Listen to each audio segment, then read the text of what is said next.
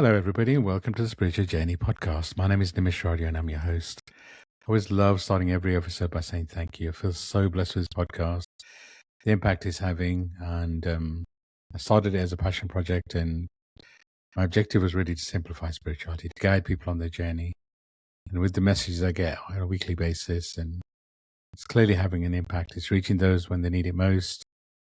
If you're a regular listener, welcome back. Thank you for your support. If you're new, welcome. I am an Akashic record reader, Akashic trainer, podcast host, podcast creator, as well as a spiritual coach and mentor. I love what I get to do. I get to guide people on their journey. I get to hold their space, help you to understand who you are, releasing the layers that you've been holding on to shine your light unconditionally. I feel like the planet's going through such a shift, and I'm so blessed to get to do what I do. So, a part of this journey, I get to interview some amazing guests, and I'm so excited to have Radhika here with me today. I've known Radhika for many years. We'll talk about how we met.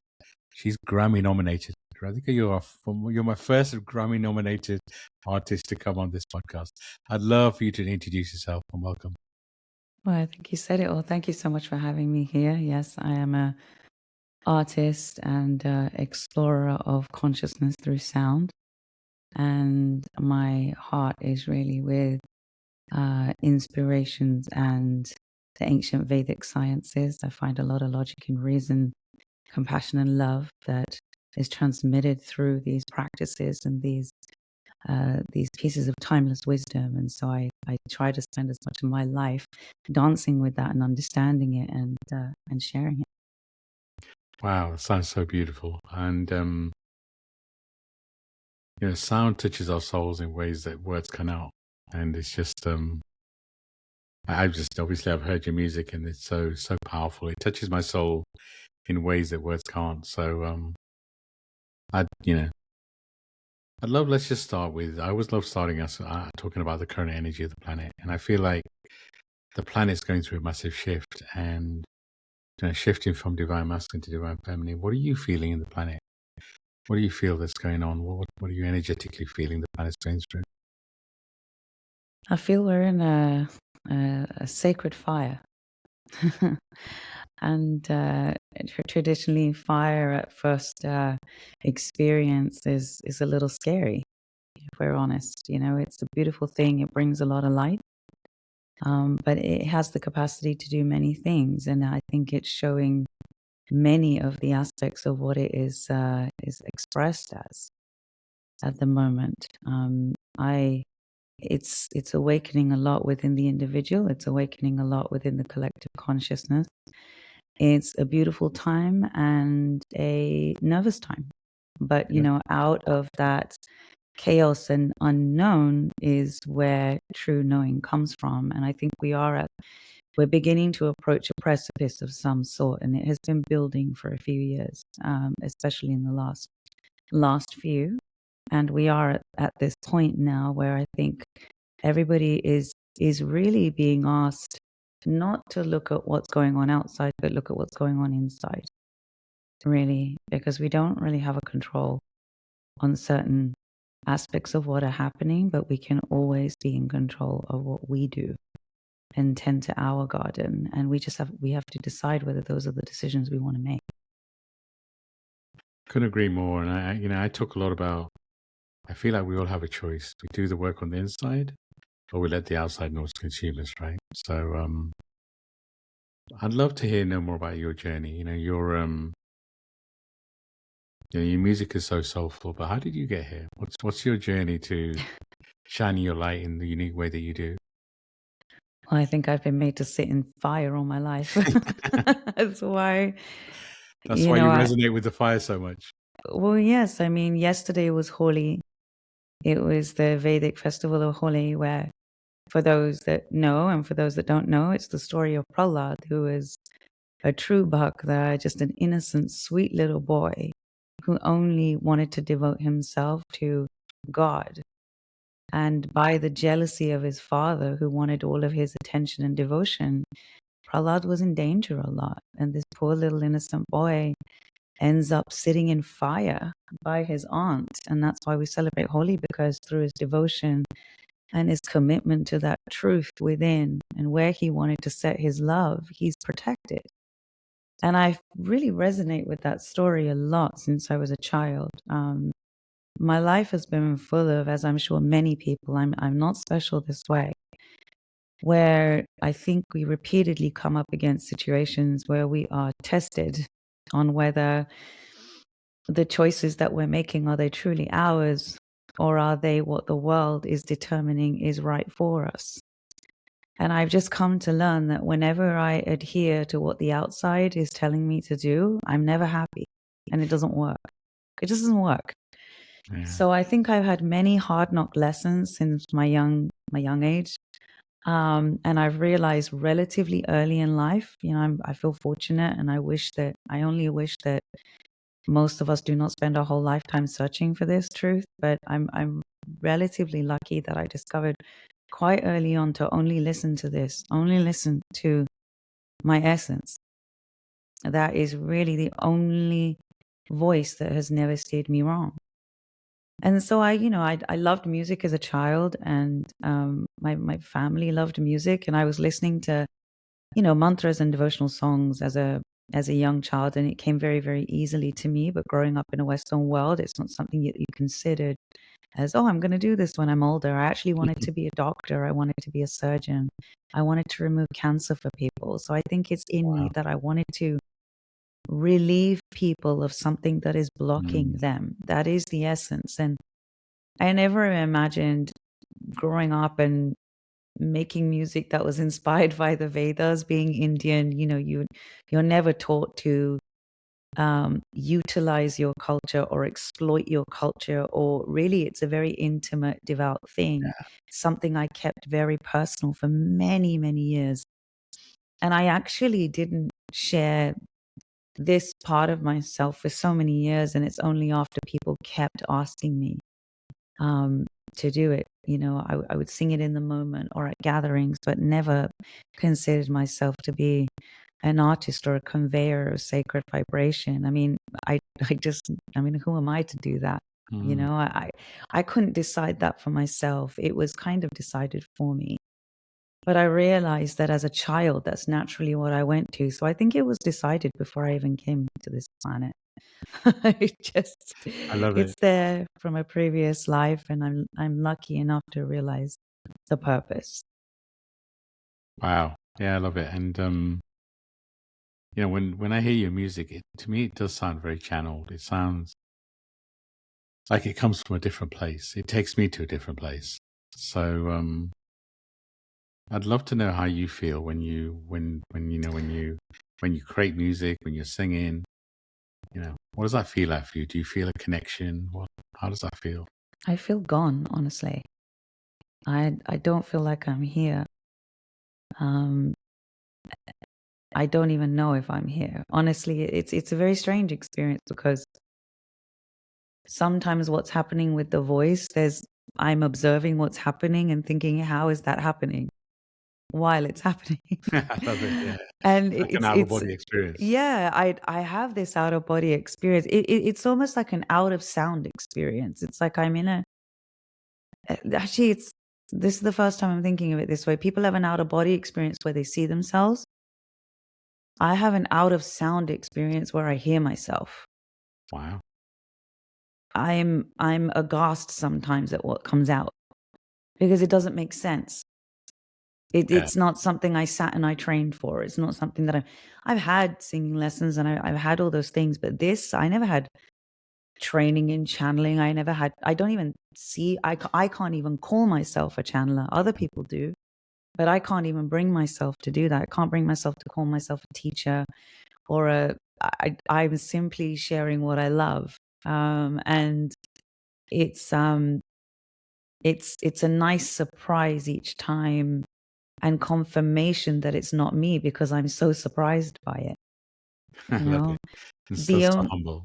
yeah, and yeah, it's I just don't know, and I think that's a really beautiful place to be, because if I felt like I was the reason it was happening, I would probably allow my very human critical side to come in and say, oh, it should be like this, or, I should formulate it a bit more, but I don't. I have an artistic background. I have performed for years. I definitely love to create an experience, but what happens inside that experience, you can build a container, but you have no idea how the water's going to move inside that container. Wow, it's a beautiful way to describe it. So for me, I can resonate in the way that when I open someone's Akashic records, even mine, I'm not there as a human. So it's like I'm a vessel. I'm a vessel for whatever comes through, and I just yeah, it's a weird experience. But I'm curious. Do you realize the impact that your sound, your music has on other people? I do when I see them. Like when I'm in the room and or the hall or the theater and I see people's faces, and I realize because my heart feels so full in response to what I am witnessing happening in people. Wow. That's the impact and the messages that I get. And there are some really telling stories of what people have experienced through the recordings or through the live experiences. And I can only, I don't see this as my music. I don't feel like I have ownership in that way. Yes, I have made the effort to create it in this realm, in this place, in this format.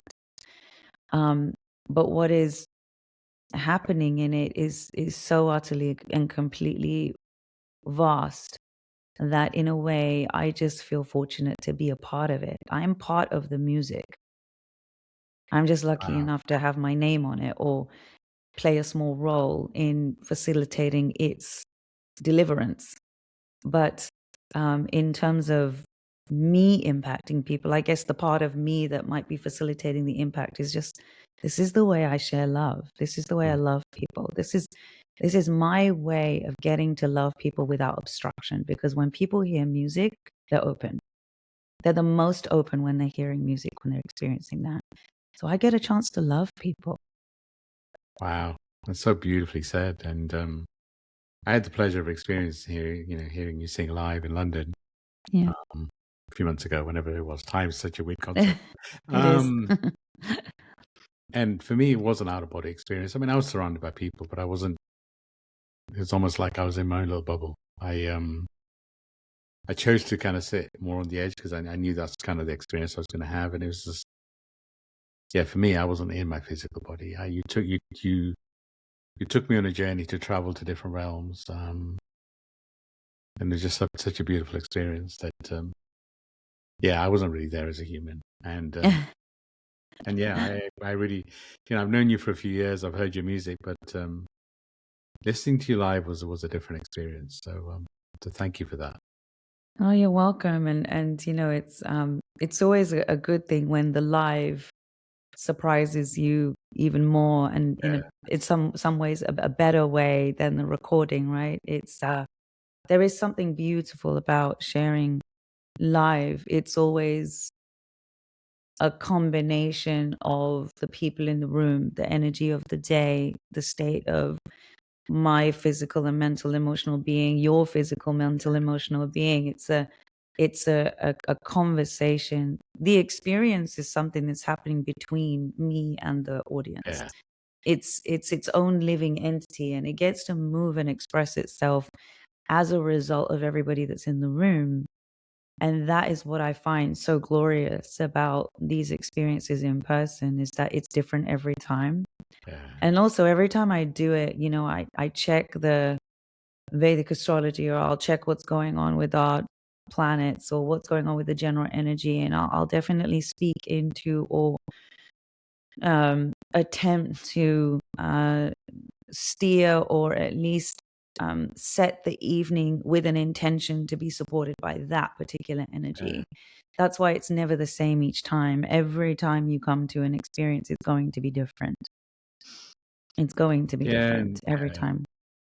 I mean, I agree with you. It's a co-creation and I also, when you talk about it's your way of transmitting love, I did feel a lot of love in the room and it was kind of like a co-creation. It was everybody's energy. Yeah, the way you describe it makes so much sense because you could feel so much love, and it's also love coming from all of our guides, and the energy and the vibration was all kind of swirling around us, and it was yeah.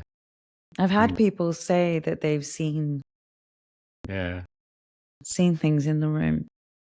Yeah, I definitely felt Lord Shiva there, right next to me, kind of powerful, kind of just being present, being that Yeah. loving vibration, and my guides. I felt my friend Sidra, like she's in the other realms. I just felt, yeah, it took me on a journey that I truly appreciate. So thank you for that. You're so welcome. So, yeah, no, I love it. It's just so I'm curious about, you say you don't realize that you're a channel, and you're not really there as a vessel. How do you create the music? Do you feel like you are channeling it? Do you feel like what is that experience like for you? Yeah, thank you for asking. It's I never record music that I inspired of mantras or beings that I have not experienced directly myself. These days mantras and um, things like this are being picked up a lot, which is a beautiful thing. However, there is a responsibility in transmission. I know that. And it is said that one should not be handling such things without direct experience or conveying things without direct experience. And I think that is why what people are receiving is really powerful, because I have directly experienced these things. So first of all, I will never write or create music that is not from direct experience or just because it's pretty or and for me, my previous album Sapta was really a group of pieces that I had lived with and had helped me in my spiritual path, in the inception of my spiritual path for many, many, many years. And again, it took so long for me to even think I was worthy enough to even share them, because these things are so great. I love it. I love it. And It's who sacred, I guess, sacred to you, right? they're so sacred. And I mean, even Om, if we look at the symbol Om wasn't actually written for thousands of years. It was only a sound. Yeah. It was only an experience. The written form came so much later. It's actually pretty recent. But it was considered so sacred that it could not be written.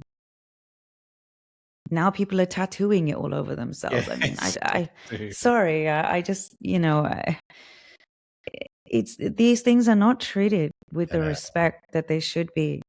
There's a reason why, and when we don't treat them with respect, they have an energy, yeah, I agree. And so I really try and touch my head to the feet of whoever is blessing. I really do that, and some people might say I took too long, but I knew that by the time I was ready, I was really ready. Like I had to think about where I am, where am I at in my life? Am I convicted? Do I have the conviction behind what I'm singing? Do I know what I'm singing? Am I devoted to what I'm singing? Do I understand it? Do I feel ready? Can I even fathom carrying this? It's not just pretty words, Yeah. and Responsibility for sure. there's a lot that's misunderstood about, I guess a lot of the seed of what I do is, I guess, bhakti, but I am definitely not a traditional artist in that field, because I mix in contemporary and classical and all these world music elements. But if we look at, even what will true devotion ask you for? What will it ask you for? It's not going to be easy. Yeah. If you look at the ones, if we look in the history of time at the saints like Tukaram or Mirabai, or you look at any of the saints, or I'm not saying I'm a saint, but I'm saying that any of the great figures of history who created music that is serving something higher, they had a really hard life. Yeah. They did It's what our not have soul an picks, easy right? time. Yeah. It's what our What's soul that? picks, right? It's what our soul picks. They did not have an easy life. Yeah. So I really sat with that for a long time. And then, Warriors of Light, for which I was nominated. And that was a very big deal because that was a very personal album that came from a lot of personal pain was put in that album. People listen to sacred music and it feels powerful and it feels expansive. But just like we say, a fire burns brighter because it's burning more wood. Wow. So true. So something has to Burning through burn. so much more. Yeah. Something has to burn fiercely, ferociously for people to notice that light from far away. And the fact that that album really, has spread so much and people from all over the world have been connecting with it. Yes, I burned a lot to make that album. And I lived with these sounds and I breathed with them and I cried with them and I was elated with them. And I really took time to craft respectfully how I could share and honor these things in a way that was deeply human, but deeply reverent at the same time. Wow. It's like when I listen to the album, a lot of the times when I listen to an album, I shuffle it. But with that album, I kind of almost have to listen to it in order. Yeah. It's like, because I can feel your energy. I can feel you taking me on a journey through each different track. So, but tell us Yeah. I more mean, about, yeah, go on. that album is a whole journey. And actually, one of the hidden things about that album, I mean, it actually can be listened to backwards Interesting. I as might try that. well, because the human journey is an oscillation, at least in this body. We oscillate. We oscillate between the times of purification to peace and then peace to purification. We're going in either one of those directions at any point in our life. So this album, whether it represents a short stint of your life or a lengthy period of your life, when you listen to it backwards, it goes from peace to purification. When you listen to it forwards, it goes from purification to peace. Because the beginning of the album starts with a mantra that is literally saying, okay, I'm ready to sit in the fire. Let's go. And by the end of the journey, you're wishing peace and happiness to all beings everywhere because you have established your sovereignty again on the throne of your own kingdom. But if you listen to it backwards, you're in this place of peace.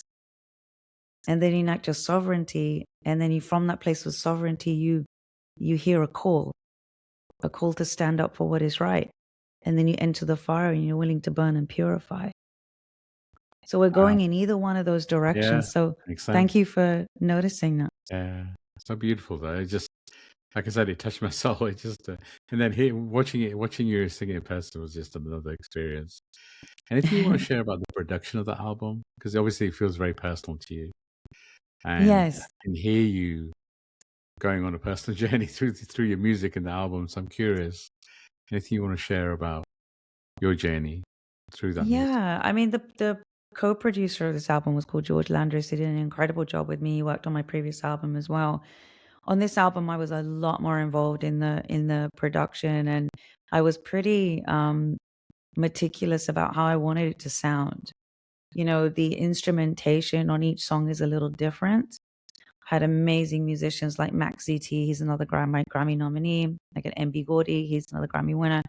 But instead of having everybody play on every track, I really thought which flavors are going to really support the message of each song. And that's why the songs fall in such a way where it really does feel like a journey, because no song sounds the same. They are all different. you know, and yeah, it was a real craft. It took 3.5 to 4 years to make. It was started in the pandemic. Wow. So there were a lot of obstacles. I had to be a warrior. I had to fight through a lot of things to get this album made. Wow. But everything has a divine timing, and by the time it was, I think for me, making it was birthed from a places of realization about where we were at in the world and also mirrored into what was happening for me personally in my life. I could recognize that kind of reciprocal experience. I feel a lot in the world. I'm sure, you I'm do, sure, as a lot yeah. of many of your listeners do as well. And there was something that just needed to be expressed. And I had no idea what order the album was going to be in, what the final songs were. I didn't even have the title of the album until pretty late in the process of making the album. My when Divya Prabha, who was one of my mentors, who helped write the Kali song, I was speaking to her one day and I said, this album and these songs are taking this form, and all of them have this warrior spirit in them. I'm singing about Ram, I'm singing about Hanuman, I'm singing about Durga, I'm singing about Parashakti, I'm singing about Kali, I'm singing about, and I said, it has to be something to do with warriors. And she said, what about warriors of the light? And Wow. I was like, ooh, I like that. And what about warriors of light? Wow. Because I want, it's a co-creation. I love it. yeah, because really these manifestations of the divine are not external. They're not external. They are us. Yeah. They're just many facets of what lies within us and our capacity to express and our capacity for divine connection. And so I never thought of myself through the process of this album other than what was just naturally needing to be expressed. But by the end of it, it really felt like it was a message. It was a message. And that's why the call is really important in that album. That spoken word piece in the middle was a call. It literally was a call to all the warriors of light out there, everybody, to stand up for what is true within themselves. I'm not talking about the outside world. This life is really about the inner world. You take care of that inner kingdom, the outer kingdom would take care of itself. What's happened in our world is we do not tend to that inner kingdom. Yeah. It's from the inside out, not the outside in. And so that was the message that came through. And by the end, when I completed that album, there's an interesting thing that happens as an artist side, where you create your work. You've been so much in the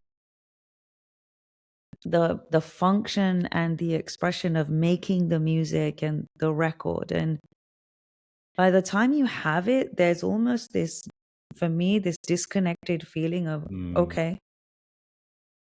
But when you start sharing it and people respond to it is when you have a whole other realization of why you made this. Yeah. I don't think we ever fully know why we're making this. I don't think we ever can plan how people are going to respond, or we can have expectations, but those will mostly fail us. But you don't know, right? You don't know. We don't know. And I could never in my wildest dreams have imagined the impact. And I always said that if Warriors of Light was the last album I made, I could die happy. Nice. Because I don't do things that in most of the things I do, if I can help it, I will make music as though it's the last thing I'll ever make. So that's the level and the clarity that I want to offer the world. There's so much noise in this world. We know, we've talked about this before. There is there's so much disturbance in the auditory and the senses that I kind of made a vow. It sounds very dramatic. It sounds very like I made a vow, and but I did. I made a vow for two reasons. One reason is because I had phenomenal trouble speaking as a child because I had a speech impediment that was really bad. And I still live with that today. Actually, lately it's arising a lot for me. Wow. And I learned a lot about when we are in alignment with our truth, obstacles fall away. So for me, speaking and engaging with the things that I love and believe to be true actually helps my stammer fall away, just like I'm able to talk to you right now. Yeah. So you're using your gift and it allows, yeah. And that allows the channels to be clear. And the second reason was, you know, this album was made for this time. Yeah. It was actually made for this time. Yeah. I feel Where the people divine are being feminine asked. activating. Yeah. It's like, yeah, Yes. I felt that. Yes.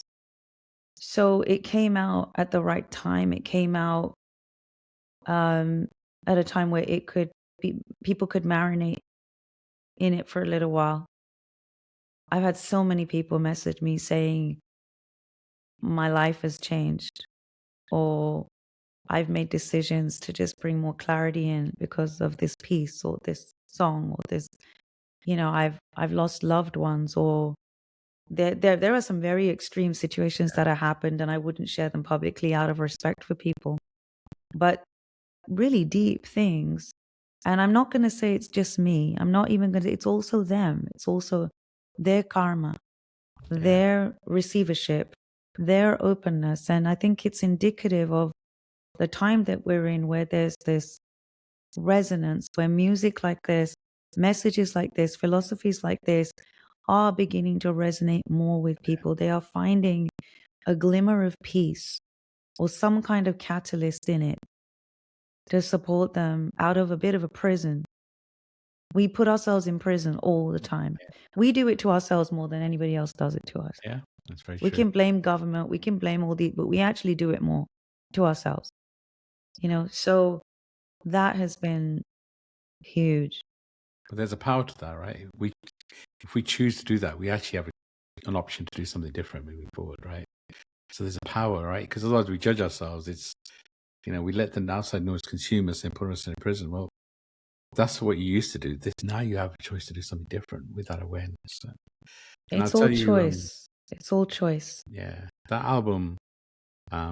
So it came out at a similar time when my brother-in-law passed away, and this is my older You're talking sister's about husband. Warriors of Light. Yeah, You're talking about Warriors and of Light. Mm-hmm. yeah, well, and through that whole, so I drove the day of the funeral, and we do multiple ceremonies and all that. I had my sister in the car all day, and that album was playing all day, and I felt like it was some way just holding our space.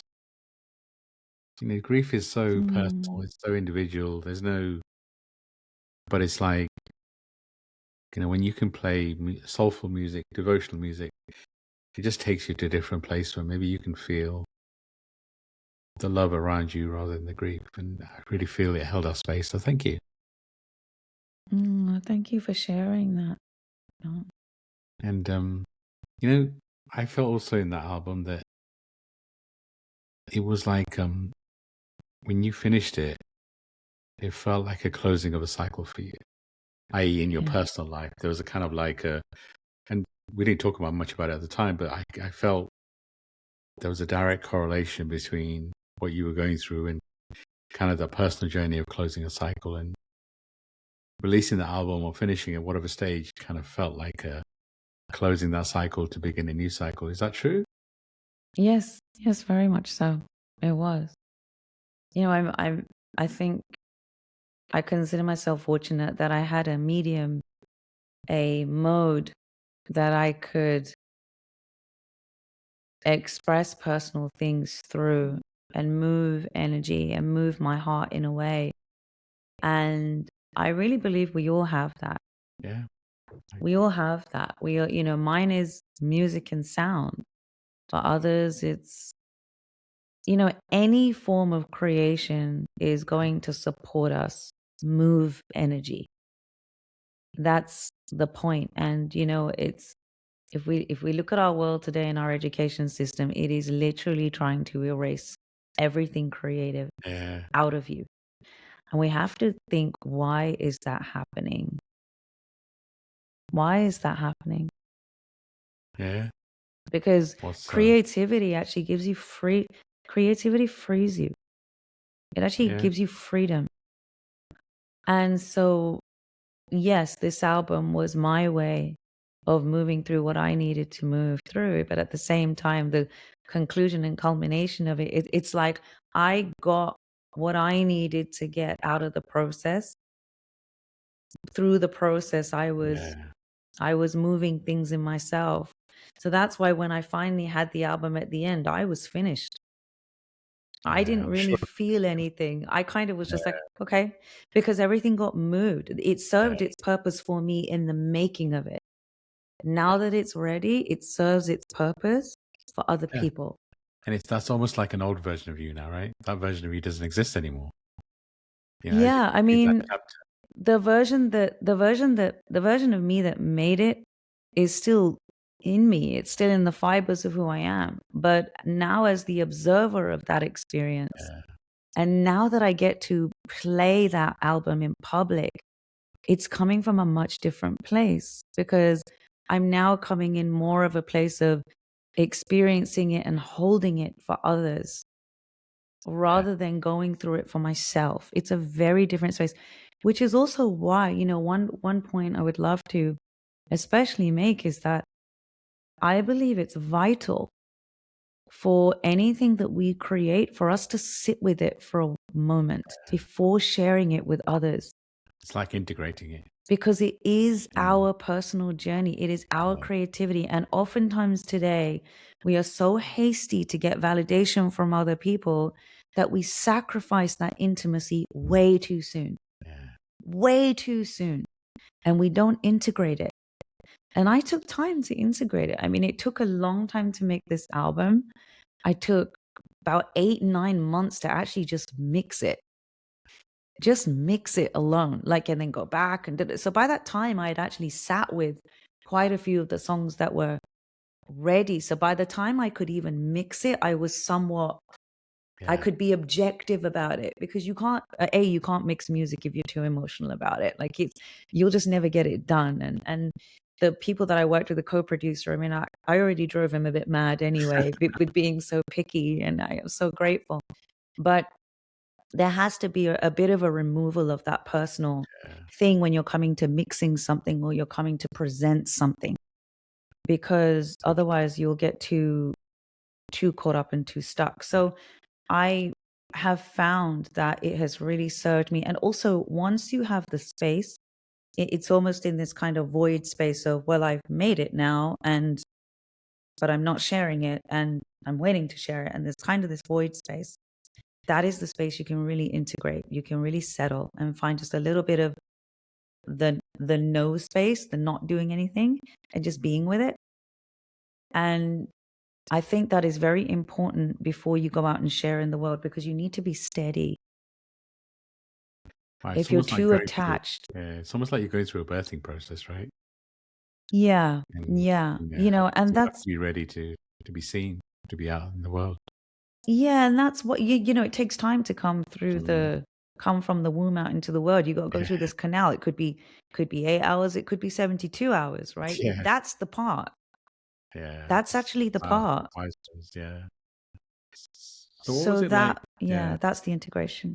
So what was it like to take that and then release it and then for it to be Grammy nominated? I mean, what was that whole experience like? I mean, Wow. Yes. I mean, sharing the album came out very soon before the submissions for the Grammys were there. Like I wanted to have the album hmm, ready to submit in March, April of 2024, but because of schedules and I was traveling and I couldn't, so I had to release it in August. And so it all happened very quickly, to be honest, because I released the album on, I think, the 30th of August.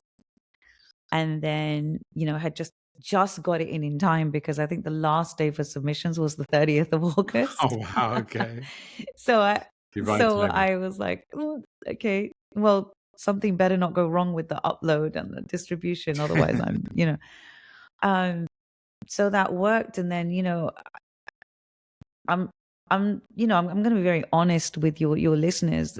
Sure. Grammy process is a grueling process. You want to make sure people hear your work. You want to, as an independent artist, I'm not like a Taylor Swift or anyone like that. It's not like, you really got to champion your work and perform and be seen. And and do all that. And I'm not I can be social. I can very much operate on this realm of earthly things, but I'm not good at selling myself. I'll tell you Mm. that. Because I actually don't care that much about myself. I actually don't care. I Love it. just I love don't it. Yeah. care. I don't think I'm that important. I don't think we are. But I had a lot of energy for this album and to share it in its integrity and what it meant and the message, because I wanted to honor where this comes from. I wanted to honor the beings that had come through. I wanted to honor my mentors, Divya Ji, Prabha, and Jeffrey Innes, who were two of my most biggest champions. I wanted to honor my teachers. I wanted to honor the experiences that I had, but I really, really wanted to share this. It felt like such a powerful message. So it was something else that was a force behind me at that Mm. time. Um, and when the nominations happened, honestly, it was a very funny experience because um, you watch it on the Grammy website, and now they do this very funny thing where they have 4 different sets of categories being announced at the Mm. same time. It's very weird, and you have to pick one. And Okay. anyway, I was watching that, and I completely was watching the wrong screen. Oh, no way. I was watching the wrong screen, and then I was like, oh, did I miss it? I just thought, okay, I missed it. And I didn't have any expectations. And then suddenly I got a message going, oh my God, congratulations. And my first reaction was, oh, that's a mistake. They meant it for Mm. someone else. I didn't like, it just doesn't I occur to love me. it. And then I started to get a flood of messages, and I'm looking at my phone going, hold on a minute, did I miss it? I missed Yeah. it. This is weird. And so I had to have other people who took screen recordings, send it to me. And and what was funny is I was kind of glad I didn't watch it, because traditionally there's 5 nominees in each category. And when I watched the playback, 5 nominees got read out and Wow. my name wasn't there. And you And were the then there sixth. was a pause. And then Warriors of Light, Radhika Vekaria came on. So my heart would have been in Wow. my mouth, like just so in a way, it was kind of It was the universe it keeping was you maybe the kind. universe protecting me from having a heart attack. I don't know. But it's fine. I'm out my body anyway. Yeah, It's it's fine. true. But it I was do love your it humble nature, though. It's so cool. it was but I just didn't get it. Like when someone messaged me congratulations, I was like, oh, that's a wrong message. It's for someone else. But yeah, and then but it was a strange feeling, because after I go to these messages, it's you work so hard to keep integrity, and all you're doing is loving what you're doing with devotion, and hopefully being sincere about it. And yes, you submit your works for things like the Grammys, and you work hard, but you don't expect Yeah. that. Like I didn't actually expect that would happen, because there are people who, honestly, it's a machine. I mean, there are people who have a lot of help behind them. Yeah. They have a lot of help. And so and then when it happened, I kind of just sat there for a while, and the messages were coming in, and it was what was strange, Nimish, is that I didn't feel any different. I didn't Again, that's feel you being any humble, right? differently. Yeah. But it was surprising, because you know what, I've been on somewhat of a, we're all on a path, whether Yeah. we know it or not. But I would say that I've been on, I guess, an intention with the path, probably for about 20 years, Mm. 20 years. But you still have these moments where you think, I'd probably lose myself. Yeah. Maybe I would lose myself in the right circumstance. Maybe I would get taken by things. Yeah. Am I really steady? Am I really able to hold myself? And it's good to doubt. I Yeah. doubt. I don't think I'm perfect, even though people are like, might be like, oh, you're a goddess. You're this. I'm like, no, I'm a, I'm a human being who's expressing Yeah. their love, and it happens to be in a way that touches people. But please never if I'm on a lotus on the cloud, you're there with me. You know what I mean? Yeah. Like we're all there together. It's important to stay grounded. Very much so. I feel it's also important to be proud. Both are important, right? The Yeah, balance between the two. no, obviously I'm grateful. Mm. I'm so grateful. I wish my dad was alive for that moment. He passed away a long time ago, and I wish he was around. He is around. He's I everywhere, was going to right? just And say so that. yeah, but to be able to hug But him humanly, and I get I it. don't think Yeah. I don't think he ever imagined his daughter A doing this kind of music or sharing these things, and B being Grammy nominated. And my mother actually reminded me, she said, "Do you remember before you went to America, you said, Mom, I'd really like to be Grammy nominated or win a Grammy?" I was like, "Did I? That feels like a different person because I would never say Wow. that now." Mm. And it's funny, you say these things in the moment, but that was never my driver. So my point being is when it happened, again, I kind of had this out of body experience going, huh, you don't, this doesn't feel any different. Yeah. It doesn't change anything in that Yeah. way. That's powerful. And what I realized was, they say that it's the making of the art or it's the love that you give Yeah. is really the point. I cannot even stress how true that is Yeah. because I had it like a dream, literally in air quotes, came true. And I felt Yeah. in that moment, I didn't feel much. Yeah. Because When I it's not the started, external.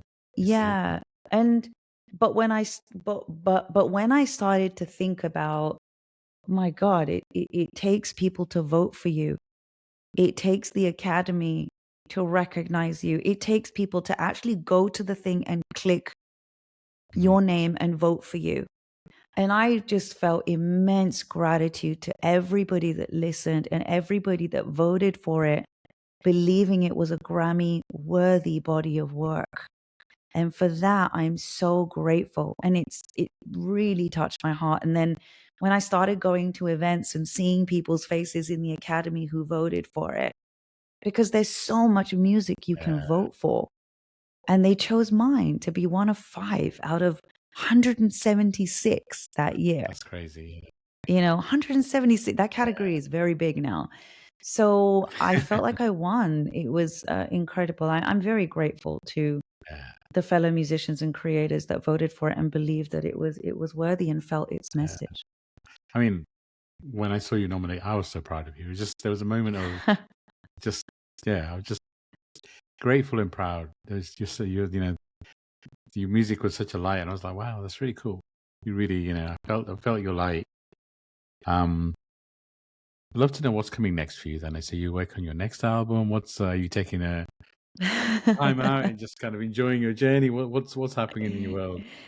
It's funny. Like I know there are a lot of artists out there or people who just create, create, create. I can't do that. I mean, Warriors of Life Fair took enough. so long, and like Sapta, the 7 Ways started being made in 2018 and was finished in 2020. Warriors of Light was started in 20 end of 2020, 2021, and it got finished in 2024. Um, for me, sharing this music and live experience is the most important thing, that transmission, you know, meeting people's hearts in a room, just letting all our hearts meet each other is my biggest dream. I want into, my desire is to look into the eyes of countless people and sing to them, for them, with them. Yeah. And so right now my focus is being with people. Um, it's being with people, and the creativity will come naturally. It will come when it wants to. Yeah. I have never gotten to decide. I do have some things percolating, but honestly, as I said, all of my creativity comes from experience. If I come out of one album and the Grammys, and then I don't have enough Yeah. experience to put into another project. I remember, was it Lauryn Hill? I think it was Lauryn Hill that said, after her album Miseducation, Yeah. people said, "Oh, are you going to come out with another album?" She goes, "I went through experiences to make that album. Let Yeah. me live and have some more experiences to put into another album." And she So never had appreciate it. to. She Yeah. never had to because it was so iconic. And so she put all of herself in. And right now, if I were to think back to when after the Grammys, the first question people ask is going, when's your next album coming out? And I'm like, Just guys, calm do you down. Yeah, realize I calm put every part of myself in this thing? It's not something I churn out every year. down. I know, excuse me, people do that and it's great. But for me, it's going to take some time. So, excuse me. So right now I'm touring and performing and sharing a lot. I create experiences. It's weird to say performances, but you've been, so Yeah, I get it. they are experiences. And so I'm in Spain currently. I have a concert coming up in just less than 3 weeks.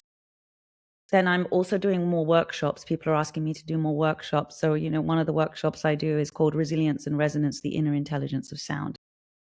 And we really experience sound and vibration and a deeper understanding of what these philosophies and where these teachings come from. So I'm doing a combination of workshops and experiences, and I'll be playing at Sedona Yoga Festival. I saw that. Oh, cool. Sedona is one of my favorite places on the planet by far. I love the Yes. vortexes. It's just such a beautiful energy and vibration. So Yes, it's yeah, I amazing. would So I'll be highly doing, recommend. If you're yes, in please that part of come. the world, or if you can make it, I would highly recommend going. If this goes out before soon, then yes, it's between April 23rd and 26th, and I'm doing the opening night concert. So that's on the Friday, the 23rd. And then I'll be doing a concert in LA with my friend Diva Sonic. That's a combined concert called Return to Dharma.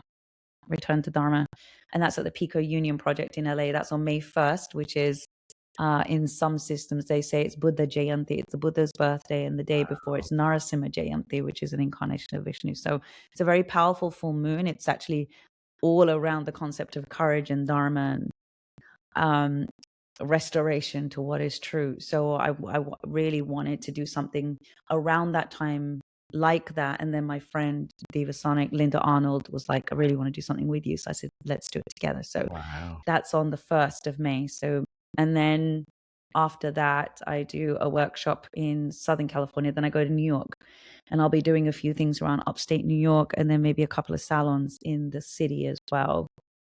And then, figuring out from there. Yeah. I mean, for all our listeners, I would recommend following Radhika on Insta. She posts, she's all over the place, all the different locations. I always see you go I think it's right now in Spain, and then just definitely global. Yeah, my website will have everything. Okay, So radhikavekaria.com. And then if you go to we'll include events, the link in the show notes and everything. yeah, that would be great. Thank you. So the last couple of points. So what I'd love to know, your connection to your guides. What does that feel like for you? Well, there's some things I keep very personal Okay. and intimate. But I would just say, there are many times in my life where I have not even remembered to call on them. And I'm always reminded by my friends like you and a few other friends to call on them. I think we don't realize that we have that at hand all the time. And they're definitely present when I sing. I know that because other people confirm that too. Yeah, I feel that for sure. Other people always tell me, oh my God, I saw this in the room, and I saw this standing next to you, and such and light, and all this kind of stuff. And that's beautiful, because in the moment I'm just completely, lost. Yeah. But when I ask, they answer. Beautiful. Simple as that. We complicate life, right? So our expectations of what our guides look like and being able to see things. And, if you take anything from this part of the conversation, just ask. It's simple. I love it. I love it. I think about the synchronicities of life. We met a few years ago during lockdown on an app called Clubhouse, which is audio only. And, we kind of started talking there. And I remember you had a can't remember what the question was, but you had a spiritual question. You're like, do you mind if we have a chat?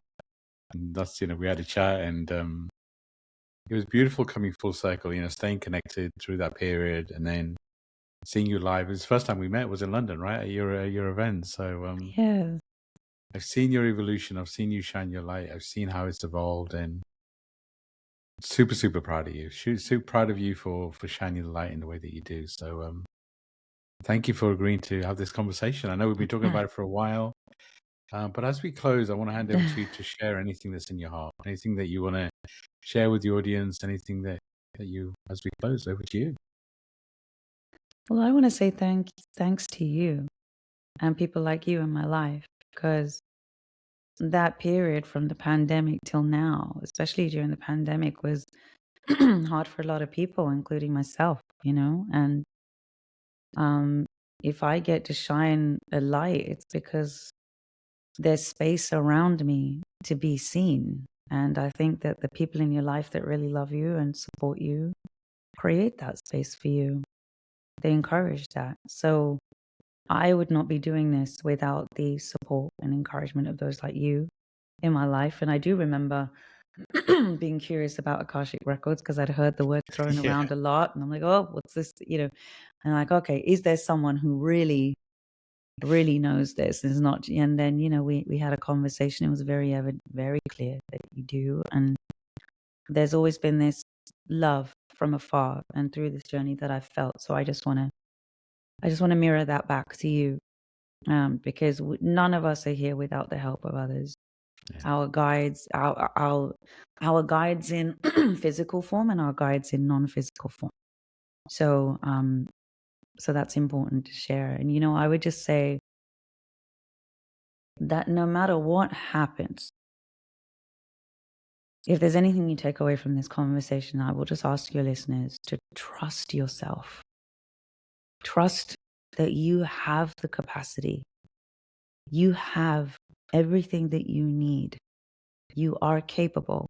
You are strong. You have discernment. You have that courage in you. Please know that you do. And if you're listening to this conversation, I know you do. Wow. So be strong in that. Let your spine be a little more erect. The whole point of yoga, all these practices, meditation practices, is so that the spine gets more erect. So the channels can flow, right? So right now and going forward, stand tall. You all have a warrior of light within you. Wow. What a powerful, powerful way to end. We all have a warrior of light within us. That's so, so true. And I feel like so much of us have been activated right now. That warrior energy, that light energy is being activated. Thank you, Radhika.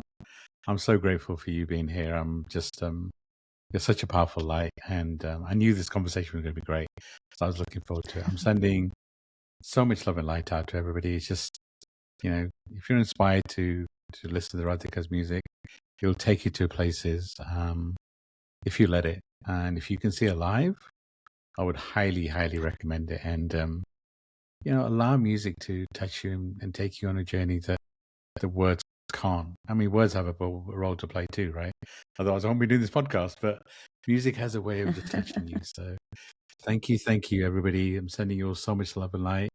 And we'll be back soon. Bye for now. Thank you.